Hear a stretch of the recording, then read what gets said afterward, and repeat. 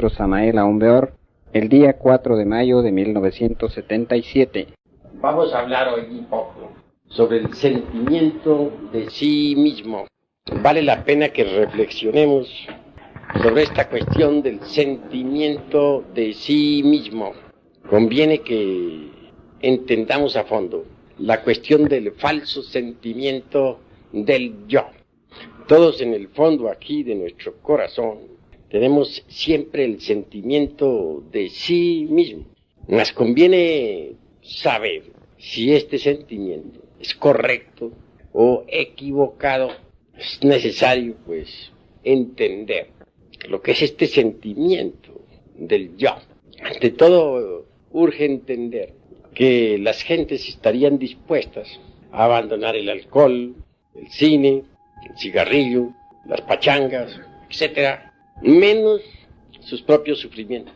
La gente adora sus propios dolores, sus sufrimientos. Se despegarían más fácilmente de un rato de alegría que de sus propios sufrimientos. Sin embargo, parece paradójico que todos se pronuncian contra los mismísimos sufrimientos, que se quejan de sus dolores. Mas cuando en verdad hay que abandonarlos, en modo alguno están dispuestos a semejante renunciación. Ciertamente, tenemos una serie de fotografías vivientes de sí mismos.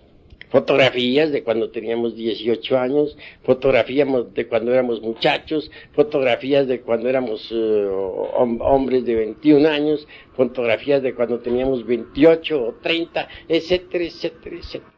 A cada una de esas fotografías psicológicas le corresponde toda una serie de sufrimientos. Eso es ostensible. Y gozamos examinando tales fotografías.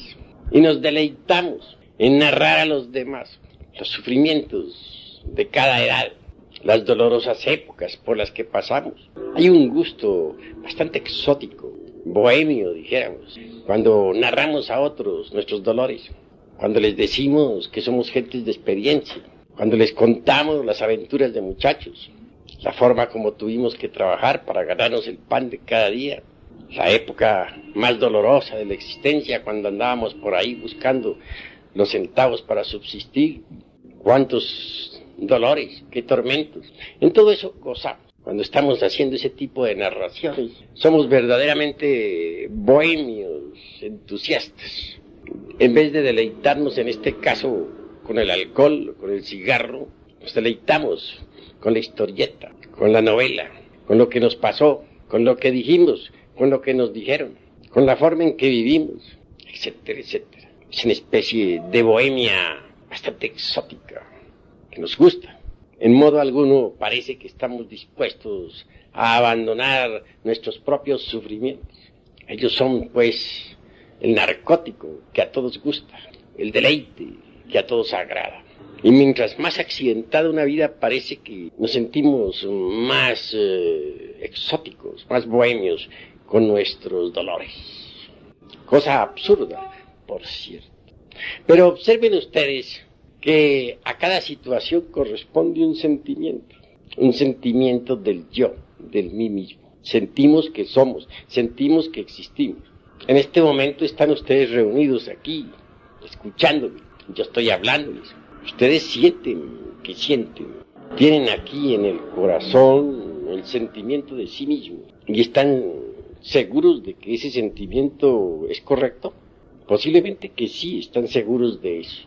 ¿Acaso ese sentimiento que en este momento tienes, el sentimiento de existir, el sentimiento de ser y de vivir, será el verdadero? ¿O será un falso sentimiento? Conviene que seamos un poquito reflexivos en estas cuestiones. Cuando andábamos por ahí, tal vez en las cantinas, o cuando ambulábamos por los cabarets, ¿tendríamos sentimiento? Sí, es obvio que lo tendríamos. ¿Y ese sería el correcto? A cada edad corresponde un sentimiento. Porque uno es el sentimiento de uno cuando tiene 18 años y otro el que tiene cuando tiene 25. Otro es el sentimiento de los 30 y otro el de los 35. Y un anciano de 80 años indudablemente tendrá su propio sentimiento. ¿Cuál de ellos será el verdadero? Y es algo muy tremenda esta cuestión del sentimiento de sí mismo. Porque uno siente que siente, uno siente que existe, uno siente que vive, uno siente que es, uno siente que siente. Tiene corazón y siente. Y dice yo. Pero son muchos los yoes. ¿Cuál de los sentimientos será, pues, el exacto? Reflexionen ustedes un poco en esta cuestión. Piensen, vale la pena tratar de comprender esta cuestión.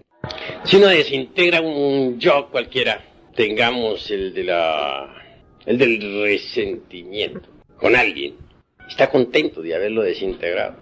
Pero si el mismísimo sentimiento continúa, hay algo que está fallando en el trabajo. Sencillamente, esto nos indica que el tal yo que creímos haber desintegrado, no se ha desintegrado, puesto que el sentimiento del mismo continúa. Si perdonamos a alguien, y más aún si calificamos, y más aún si cancelamos, dispensen, el dolor que si alguien nos ha producido, pero continuamos allá con un sentimiento igual, pues esto nos está indicando que no hemos cancelado, pues, ese agravio, o ese mal recuerdo, o esa mala acción que alguien nos produjo. El yo del resentimiento continúa vivo. Estamos tocando un punto muy delicado, puesto que todos estamos en el trabajo de sí mismos y sobre sí mismos. ¿Cuántas veces hemos creído, por ejemplo, que hemos desintegrado un yo de venganza, suponiendo? Pero el sentimiento aquel que teníamos continúa. Esto indica que no logramos entonces desintegrar tal yo. Eso es obvio. De manera que entonces en nosotros existen tantos sentimientos cuantos agregados psíquicos o yoes tenemos en nuestro interior. Si tenemos 10.000 agregados psíquicos, indubitablemente tendremos 10.000 sentimientos de sí mismo. Cada yo tiene su propio sentimiento. Así pues, una pauta a seguir en nuestro trabajo sobre sí mismos es esta cuestión del sentimiento. Intelectualmente podremos haber aniquilado el yo del egoísmo, pero ¿continuará acaso existiendo en nosotros el sentimiento del egoísmo? Ese sentimiento de primero yo, y segundo yo, y tercero yo. Seamos sinceros consigo mismos. Y si continúa existiendo, tal sentimiento es porque el yo del egoísmo aún existe. Así pues, hoy los he invitado a ustedes a comprender esta cuestión del sentimiento. Cuesta mucho trabajo que las gentes, pues, se resuelvan a entender la necesidad de desintegrar el ego, pero más trabajo cuesta que entiendan lo que es el sentimiento. Suele ser tan fino, se escapa, es tan sutil. En todo caso, en este trabajo sobre sí mismos, mis queridos hermanos, hay 3 líneas que nosotros debemos entender. Primero, el trabajo sobre sí mismos. Propósito, desintegrar los agregados psíquicos que en nuestro interior tenemos. Viva personificación de nuestros errores.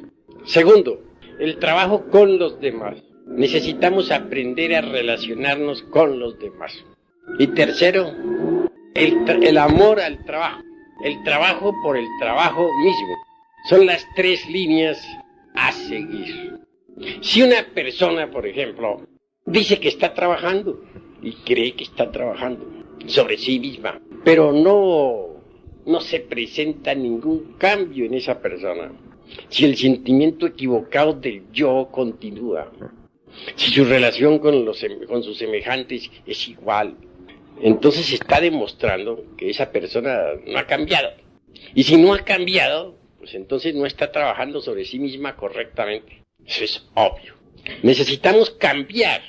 Mas después de un cierto tiempo de trabajo, el sentimiento del yo continúa igual. Si el proceder con las gentes es el mismo, ¿podría acaso afirmarse que hemos cambiado? En verdad que no. Y el propósito de estos estudios consiste en cambiar. El cambio debe ser radical, porque hasta la propia identidad que poseemos debe llegar a perderse para sí mismos. Un día, por ejemplo, Arce buscará a Arce, ya Arce no existe, se le ha perdido a sí mismo. Eso es claro, un día Uzcategui dirá, ¿qué se hizo Uzcategui? Ya no existe, ha desaparecido para Uzcategui. Así que en realidad, de verdad, hasta la mismísima identidad tiene que perderse para sí mismos. Tenemos que volvernos absolutamente diferentes. Yo conozco aquí mismo, entre los hermanos, sé de algunos cuyo nombre no menciono, que hace años y años y años están estudiando aquí conmigo. Los veo lo mismo, no han cambiado. Tienen su misma conducta, cometen sus mismos errores. Como los cometieron hace 20 años, los cometen hoy. Iguales. No indican, no acusan ningún cambio. No hay nada nuevo en ellos. ¿Cómo son? Como eran hace 20 años, o hace 10, o hace 50. Cambio, ninguno. Entonces, ¿qué están haciendo esas gentes? ¿Qué hacen aquí? Pues están perdiendo el tiempo miserablemente, ¿verdad? Porque el objeto de nuestros estudios es cambiar psicológicamente, convertirnos en seres diferentes. Pero si continuamos siendo lo mismo, si XX fulano es el mismo que era hace 10 años, pues entonces no ha cambiado ni está haciendo nada, está perdiendo su tiempo. Eso es obvio. Los invito a todos ustedes a esta reflexión. ¿Quieren cambiar o no quieren cambiar? Si van haciendo siempre los mismos, entonces, ¿qué están haciendo? ¿Con qué objeto están aquí reunidos en la tercera cámara? ¿Para qué? Hay que ser más reflexivos. Una guía a seguir es esta cuestión del sentimiento, del yo.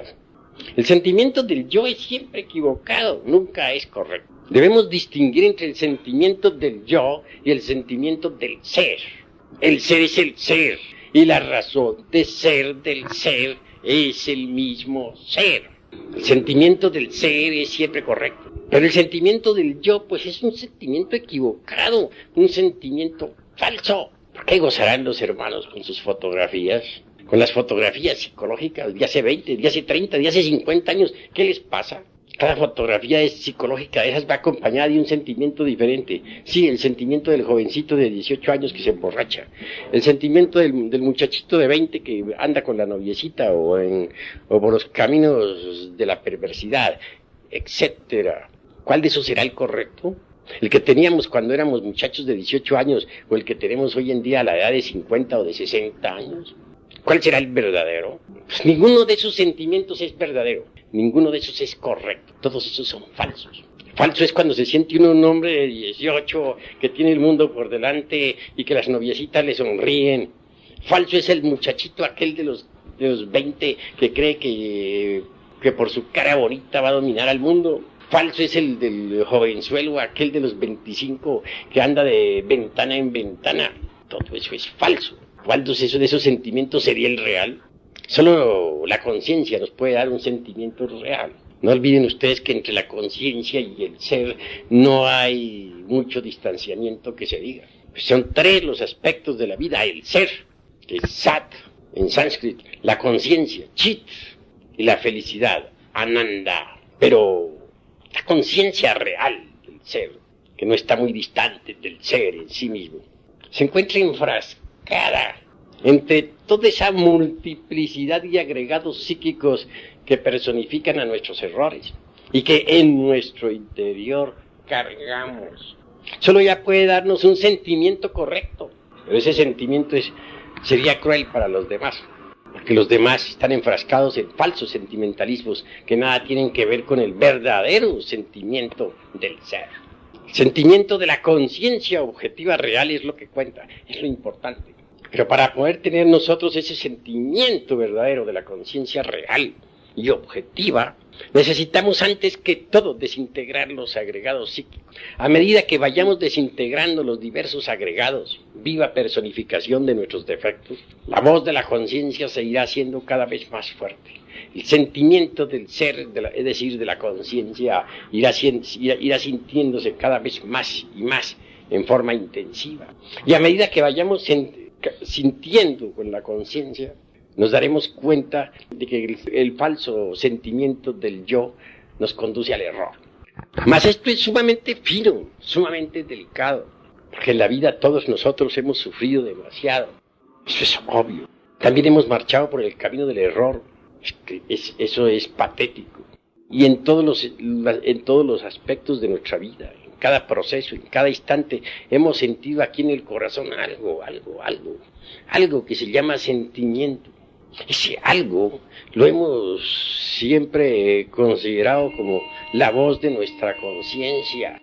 Lo hemos considerado como el sentimiento de sí, como el sentimiento real al cual hemos obedecido, como el único que puede conducirnos por el camino recto, etc. Mas desgraciadamente hemos estado equivocados, mis queridos hermanos. Como prueba de nuestra equivocación es que más tarde hemos tenido otro sentimiento completamente diferente, totalmente distinto. Y mucho más tarde otro sentimiento más distinto. Entonces, ¿cuál de los tres era el verdadero? Entonces hemos sido víctimas, todos, de un autoengaño. Siempre nos ha guiado a nosotros, o siempre hemos confundido al sentimiento del yo con el sentimiento del ser. Hemos sido víctimas de un autoengaño. Y aquí no puedo hacer excepciones.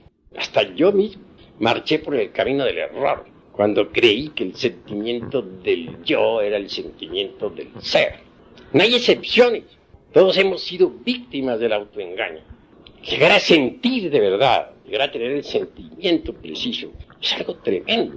El sentimiento preciso es el de la conciencia superlativa del ser. En todo caso, nosotros debemos marchar por el camino de la aristocracia de la inteligencia y de la nobleza del espíritu.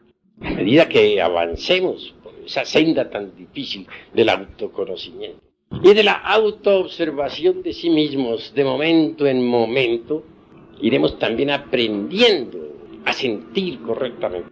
Iremos aprendiendo a conocer el sentimiento auténtico de la conciencia superlativa del ser. El ser para nosotros es lo que cuenta, es lo importante. Y el sentimiento juega gran papel en esta cuestión del ser.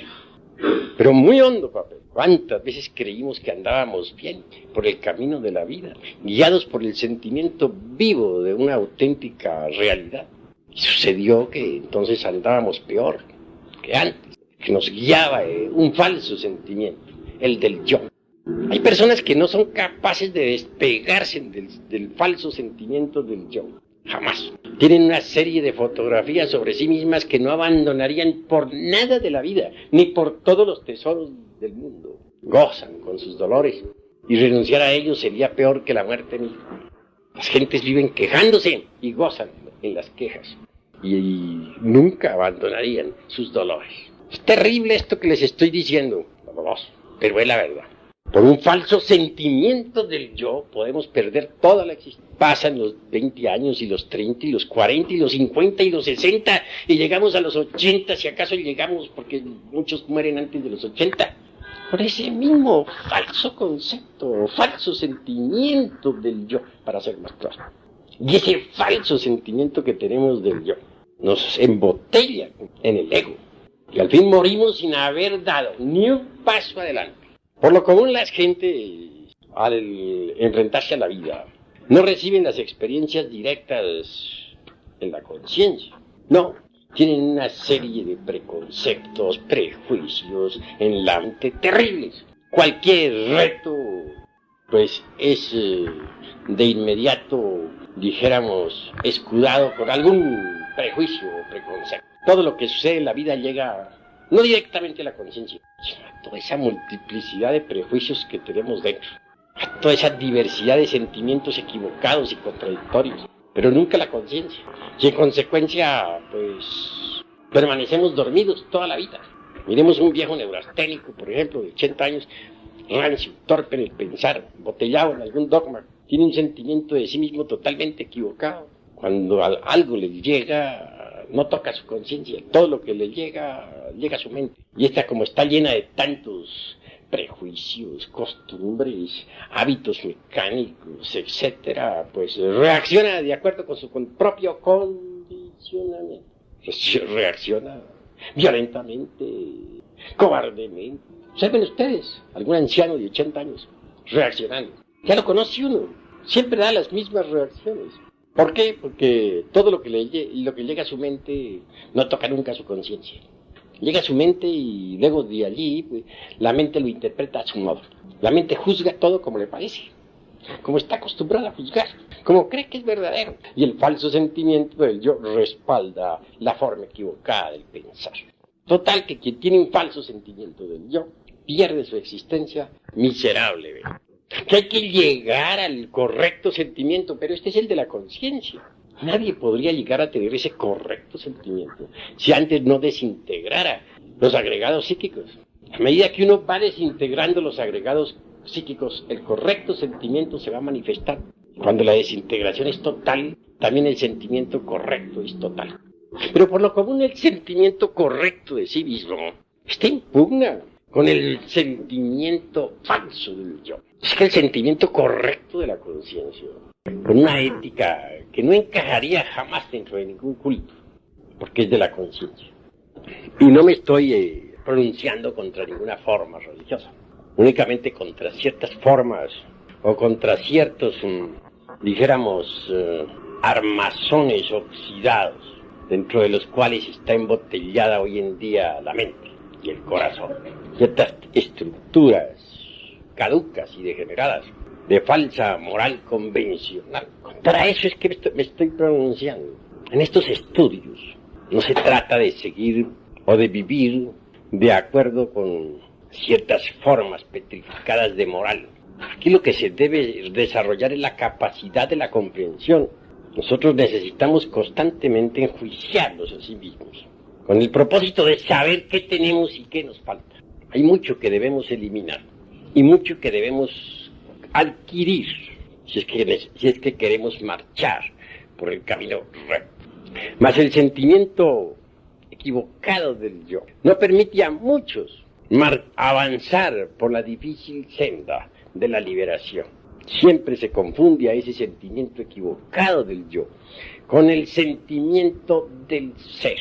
Y si no abrimos bien los ojos, como se dice, el sentimiento equivocado del yo puede hacernos fracasar a todos en la presente existencia.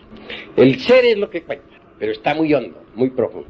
Realmente, el ser en sí mismo es la mónada interior.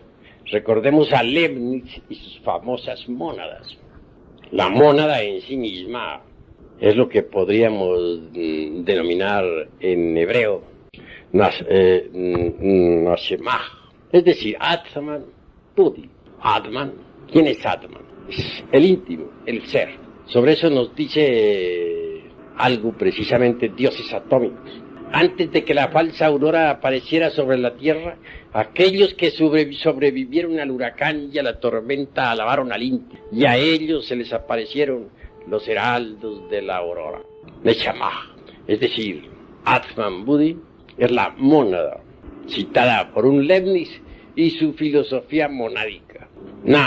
Atman, pues el íntimo, Budi es el alma espiritual, la conciencia superlativa del ser. Los dos integrados constituyen la mónada. Es eso, obvio. La mónada a su vez se ha desdoblado en el alma humana, que es el mana superior de los orientalistas. Esa alma humana en principio es germinal completamente, pero de ella por desdoblamiento ha resultado la esencia, que es lo único que los animales intelectuales tienen dentro, encarnado. Esa esencia está enfrascada entre los diversos agregados psíquicos que en nuestro interior llevamos. En hebreo, Neshama es precisamente Atman. Atman en su parte inefable. Budi es Ruach.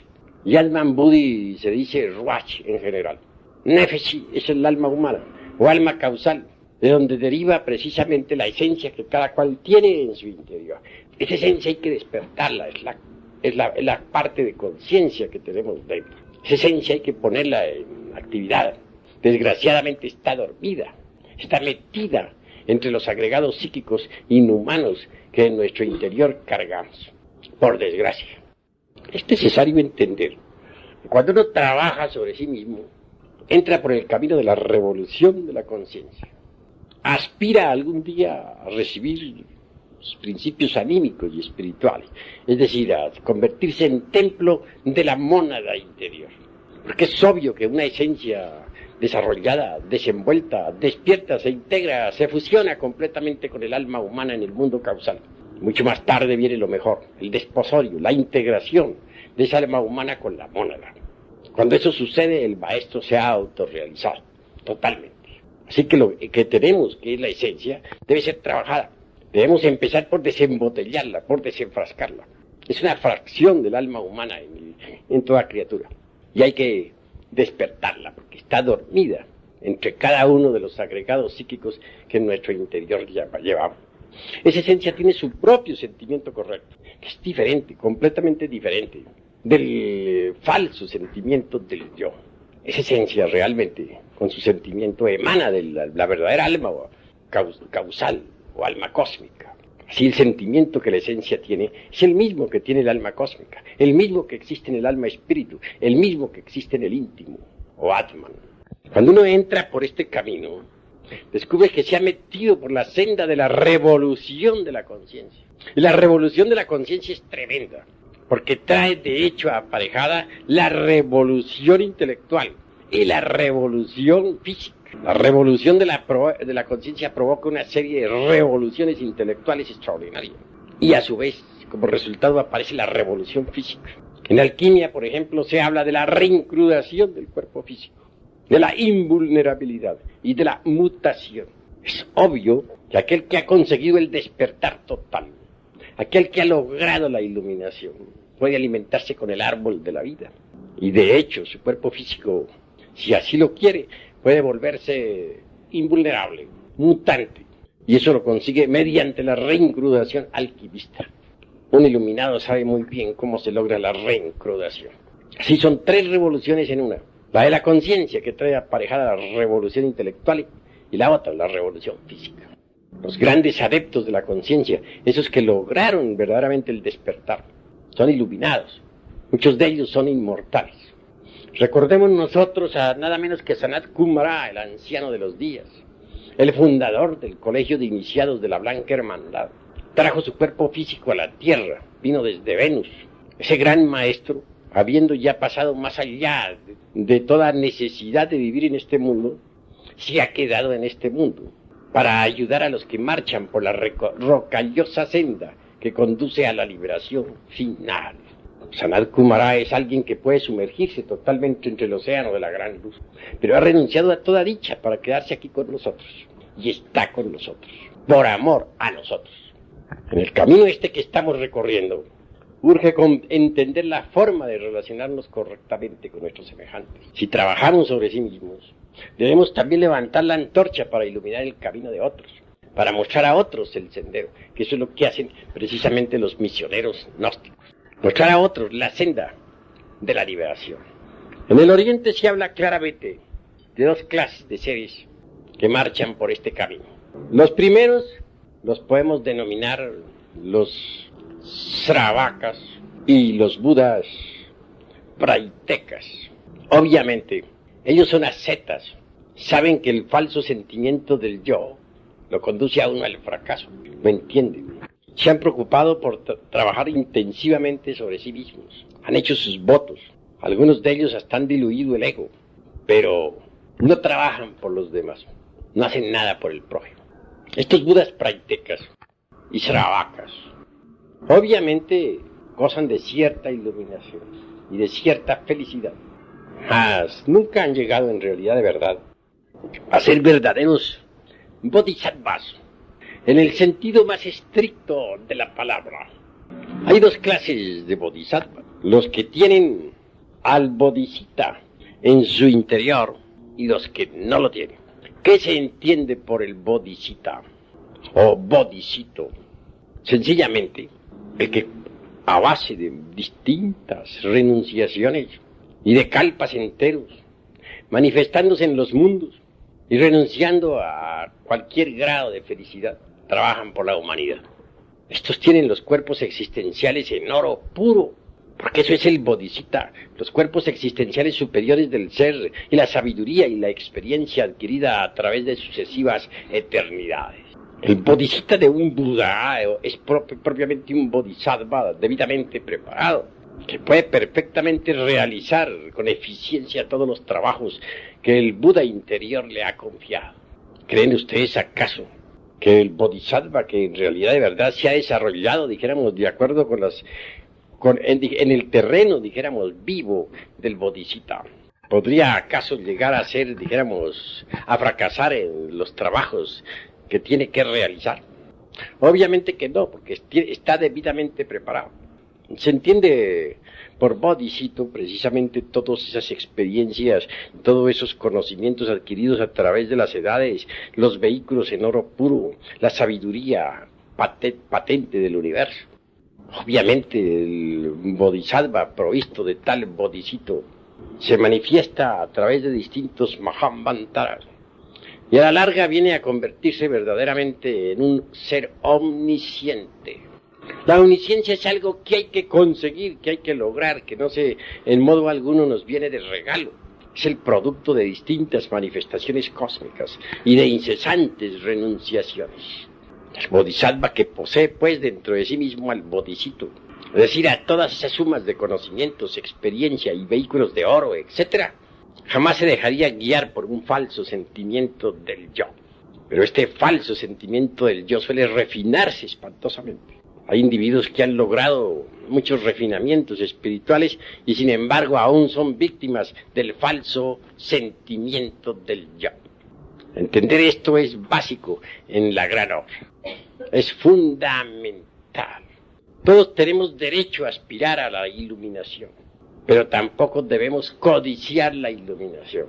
Antes que codiciarla, debemos nosotros preocuparnos por la desintegración de los agregados psíquicos que en nuestro interior cargamos. Vigilar en forma intensiva ese falso sentimiento del yo. Aniquilarlo, porque puede estancarnos, puede llevarnos al autoengaño, puede hacernos pensar que vamos muy bien, puede hacernos creer que es la voz de la conciencia, cuando en realidad de verdad es la voz del ego. Quiero que entiendan ustedes claramente que un día ustedes tienen que ir fabricando dentro de sí mismos al bodhisattva, es decir, elaborando esa experiencia, elaborando ese conocimiento que les va dando el trabajo sobre sí mismos. Con tal conocimiento, con tal experiencia, ustedes no fallarán. A medida que ustedes vayan desintegrando los agregados psíquicos que le dan a ustedes el falso sentimiento del yo, irán alimentándose con el pan de la sabiduría, con el pan transubstancial, venido de lo alto. Porque cada vez que uno desintegra un agregado psíquico, libera un porcentaje de conciencia y adquiere, de hecho, una virtud, un conocimiento nuevo, algo extraordinario. A propósito de virtudes, he de decirles que el que no es capaz, por ejemplo, de apreciar las gemas preciosas, tampoco podría saber cuál es el valor de las virtudes. Estas en sí mismo, el valor de estas en sí mismo es precioso. Pero no es posible adquirir virtud alguna si antes no desintegramos el defecto antitético. Por ejemplo, no podríamos adquirir la virtud de la castidad si no desintegramos el defecto de la lujuria. No podríamos adquirir la virtud de la mansedumbre si no eliminamos de sí mismos el defecto del resentimiento. No podríamos adquirir la virtud del altruismo si no eliminamos el defecto del egoísmo. Lo que importa pues es que nosotros vayamos comprendiendo la necesidad de eliminar los defectos. Solo así irán naciendo en nosotros las gemas preciosas de las virtudes. En todo caso, el objetivo de esta plática hoy ha sido llamarle la atención sobre el falso sentimiento del yo. Tendrán que ustedes aprender a sentir la conciencia, a tener un correcto sentimiento de la conciencia superlativa del ser. Esa conciencia superlativa emana o deviene originalmente de Atman, el inefable, es decir, del íntimo, del ser. Las sensaciones son, y las hay positivas y negativas. Toda sensación, por ejemplo, es el resultado de alguna radiación o impresión externa. Por ejemplo, viene a nosotros una sensación de dolor debido a que alguien nos lo produjo, ya sea con la palabra o sencillamente nos dio un trancazo. Entonces tenemos una sensación de dolor. Una sensación de alegría cuando alguien nos trata bien, o cuando olemos un perfume delicioso. En todo caso, las sensaciones son sensaciones, pero el sentimiento se lleva en el corazón. Es diferente. Va en el centro emocional. Y nunca se debe confundir al sentimiento auténtico del ser, del Atman, de la mónada, la esencia, etcétera, del ser en general, con el sentimiento del yo. Cada yo tiene su forma de sentimiento. Y por lo común, esos sentimientos del yo nos llevan al fracaso. Porque si en la pasada existencia, a los 30 años, tuvimos una bronca en la cantina, el yo de aquella riña permanece en el fondo de nosotros mismos. aguardando el instante de los 30 años para volver a salir otra vez. Y cuando llegue esa edad, saldrá entonces, irá a buscar una cantina con el propósito de encontrarse con el sujeto aquel con quien riñó. Lo mismo hará aquel, y al fin se encontrarán ambos en la cantina y volverán a reñir. Esa es la ley de recurrencia. Y si a la edad de 25 años tuvimos una aventura amorosa, pues también a esa misma edad el yo que estaba allí aguardando en el fondo saldrá a la superficie, controlará el intelecto, controlará el corazón, irá a buscar a la amada de sus ensueños. Ella hará lo mismo y ambos se reencontrarán para repetir la aventura. Así que el robot humano está programado por la ley de recurrencia. En todo caso, el ser, el verdadero ser, no se expresa en el animal intelectual. Vive normalmente en la Vía Láctea, se mueve en la Vía Láctea. Lo que actúa en este mundo es el robot programado por la ley de recurrencia. Hay necesidad de desintegrar el ego y despertar la conciencia para que la mónada, Atma Buda, el Ruach, Elohim, que según Moisés labraba las aguas, el Rey Sol, vuelva naturalmente a expresarse dentro de nosotros, venga a la manifestación, ingrese en nuestra humana persona. Solo él puede hacer. Las gentes creen que hacen y no hacen nada. Actúan de acuerdo con la ley de recurrencia. Son máquinas programadas. Y siempre se repite todo de acuerdo con la ley de recurrencia. Eso es verdad. La Segunda Guerra Mundial no fue sino la repetición de la primera. Y la tercera no será sino la repetición de la segunda. Sí puede creerse que se ha eliminado tal o cual defecto psicológico. Pero si el sentimiento de ese yo continúa en nosotros, significa que no ha sido eliminado. De manera que esa es una forma que nos permite, esta cuestión o este conocimiento nos permite a nosotros saber si hemos eliminado tal o cual yo. Es un patrón de medida que nos permite descubrir si hemos o no hemos eliminado tal o cual agregado psíquico. Cualquier XX fulano, con tal de que resucite, es un Kumara. Obviamente los Kumaras, pues lo mismo que los Pitris, son los que ayudaron pues a crear, digamos, a dar vida pues a la forma física, humana que tenemos. Me parecen más interesantes todavía que los Kumaras, los Agnisvatas, que son dioses solares. Son bastante interesantes. Por cierto que los dioses solares que gobernaron, por ejemplo, a la Tierra, a la humanidad de la primera raza, volvieron al Sol. Habían venido del Sol y regresaron al Sol. Y en la futura sexta gran raza raíz volveremos a tener la visita de los dioses solares. Vendrán del Sol y vivirán entre la humanidad y establecerán la sexta raza raíz sobre la faz de la tierra. Gobernarán a los pueblos, naciones y lenguas. Son gobernantes. Entre las 12 constelaciones del zodiaco, obviamente, la más importante es la de Leo. El Sol tiene en Leo su trono. Los dioses solares vienen periódicamente a la Tierra, cada vez que se inicia una nueva raza. Y hasta aquí mis palabras.